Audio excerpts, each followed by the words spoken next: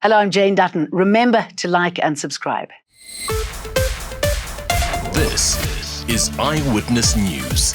So are you ready for one of the most important moments in our rugby history? It's just one day to go for the World Cup semi-finals. South Africa are still on course for their title defence. They've named an unchanged team to take on England at the Stade de France. Can we repeat, if not improve, the magic we showed in our win over France last weekend?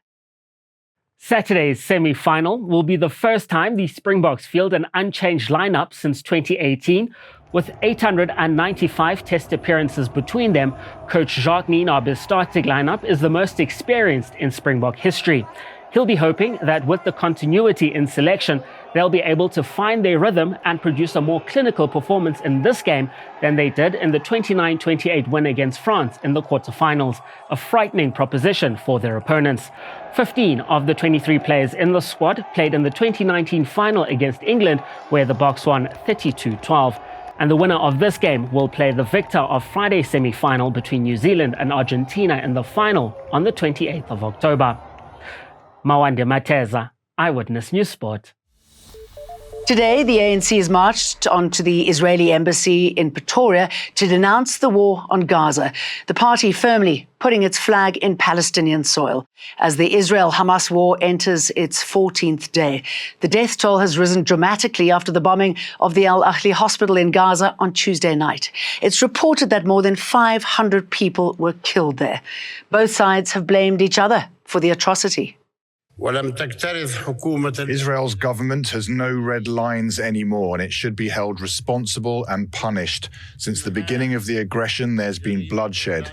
Given tonight's massacre, I decided to cancel my visit and come back home to be with my people during these hard times. The thing that I found in just this real quick meeting with all of you is none of your hearts have turned to stone yet. Every one of you talked about what you have to do. Everyone who talked to you about having to reach out, talked about whether or not they're a Jew or a Muslim, reach out.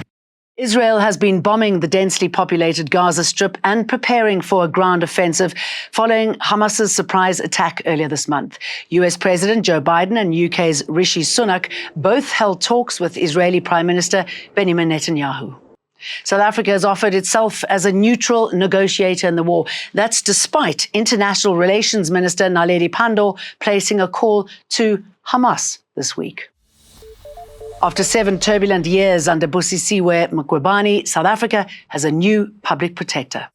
Koleka Tsaleka is accordingly recommended for appointment as public protector. It was an unprecedented year at the Public Protector's Office, and now the National Assembly has voted for a new one. Mqwebane was impeached last month, just weeks before her tenure officially ended. The Deputy Public Protector, Koleka Tsaleka, emerged as the preferred candidate of the ANC from 8 interviews held in August. The EFF had accused Tsaleka of bias in her investigation into President Cyril Ramaphosa, while the DA had said she's not experienced enough. In South Africa's Game of Thrones, we wait to hear the outcome of the fight to the right to the Zulu Crown. Judgment has been reserved in the case between Prince Simakade and the King.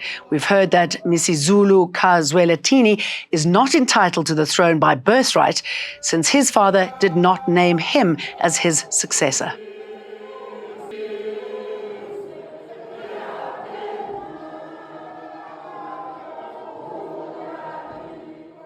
Because the king can never be suggested that he didn't understand the traditions that governed succession. He understood them very well. And all the sons that are eligible, were old enough to be identified, or at least to be considered for identification as potential successors. Wednesday was the third and final day of Prince Simakade's application to overturn the certification of his half-brother as the Zulu king.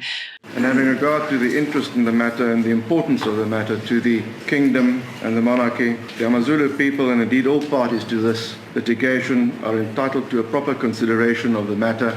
Supporters of the prince and the king sung and danced outside the Pretoria High Court.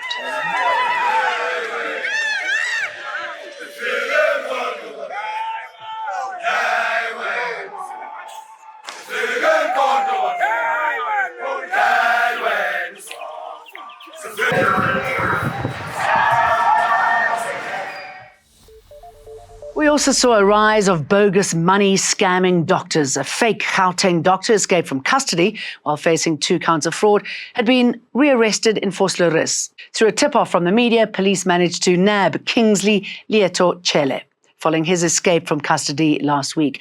Chele is a Facebook con artist who targets women by misrepresenting himself as a doctor or a pharmacist and scamming them. He swindled thousands of rands out of his victims. Chele managed to escape from lawful custody when the police were cataloguing his household items at his residence. The accused was rearrested in the early hours of the morning in Vosloorus. The suspect, whose country of birth is yet to be confirmed, is expected to appear before Pretoria Magistrate Court on Tuesday. A charge of escaping from lawful custody will be added to the charges that he was already facing. This comes after it was revealed that social media influencer Dr. Matthew Lani wasn't a fake who hadn't even achieved his matric. Just remember, if it looks too good to be true, it probably is. That's it from me, Jane Dutton, the rest of the team. Remember to like and subscribe. Eyewitness News, in touch, in tune, and independent. For the latest, log on to ewn.co.za or ewn.mobi.